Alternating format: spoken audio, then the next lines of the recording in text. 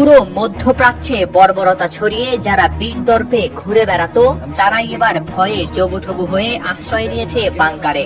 আর বর্বর এই ইহুদিদের কাপন ধরিয়েছে মধ্যপ্রাচ্যের সিংহ ইরান। ইরান থেকে ছড়া ক্ষেপণাস্ত্র একের পর এক আঘাত হেনেছে ইসরায়েলের কৌশলগত শহরগুলিতে, বিশেষ করে জেরুজালেম, তেল আবিব এবং হাইফার আকাশ যেন অগ্নি সংকেতের আলোয় ভরে উঠেছে।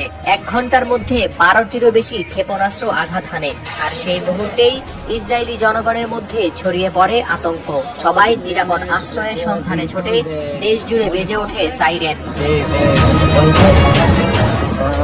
ইসরায়েলি নিরাপত্তা মন্ত্রিসভার পরিস্থিতি তখন আরো জটিল। হামলার পরপরই তারা নিজেদের রক্ষা করতে বাধ্য হয় জরুরি বাংকারে লুকাতে। সামরিক সূত্রে জানা গেছে, ইসরায়েলি মন্ত্রিসভার ঊর্ধ্বশ্বাস আলোকিত করে তোলে ইরানের Islamic revolutionary guard corps IRGC জানায়, এই হামলা ছিল ইসরায়েলের সন্ত্রাসী কর্মকাণ্ডের প্রতিক্রিয়া।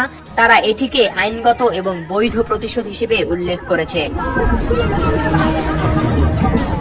ইসরায়েলি সেনাবাহিনী IDF জানিয়েছে, এই হামলার পরপরই ইসরায়েলি নাগরিকদের সতর্ক থাকতে বলা হয়েছে এবং স্থানীয় সেনা কমান্ডারের নির্দেশনা অনুসরণ করতেও অনুরোধ করা হয়েছে। ইসরায়েলিরা আতঙ্কিত হয়ে নিজেদের নিরাপত্তার জন্য আশ্রয় কেন্দ্রে ছুটোছুটি করছেন।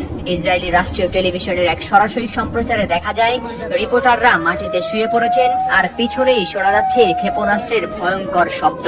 এদিকে জাতিসংঘে ইরানের স্থায়ী মিশন থেকে হুঁশিয়ারি উচ্চারণ করা হয়েছে যে ইসরায়েল যদি প্রতিশোধ নেওয়ার চেষ্টা করে বা আরো নৃশংসতার পথ ধরে, তবে ইরান আরো কঠোর প্রতিক্রিয়া দেখাবে। আঞ্চলিক রাষ্ট্রগুলো এবং ইসরায়েল সমর্থক দেশগুলোকে এই সংঘাত থেকে দূরে থাকারও আহ্বান জানিয়েছে ইরান। যুক্তরাষ্ট্রের পক্ষ থেকে আগেই সতর্ক করা হয়েছিল ইসরায়েলকে যে বড় ধরনের আঘাত আসতে পারে ইরান থেকে, কিন্তু সেই সতর্কতা সত্ত্বেও ইরান তাদের পরিকল্পনা অনুযায়ী ইসরায়েলের উপর আক্রমণ চালিয়েছে। এই হামলার প্রেক্ষিতে বিশ্বজুড়ে বিশেষজ্ঞরা বলছেন, ইরান ইসরায়েল সংঘাত মধ্যপ্রাচ্যের স্থিতিশীলতাকে আরো বড় সংকটে ফেলতে পারে।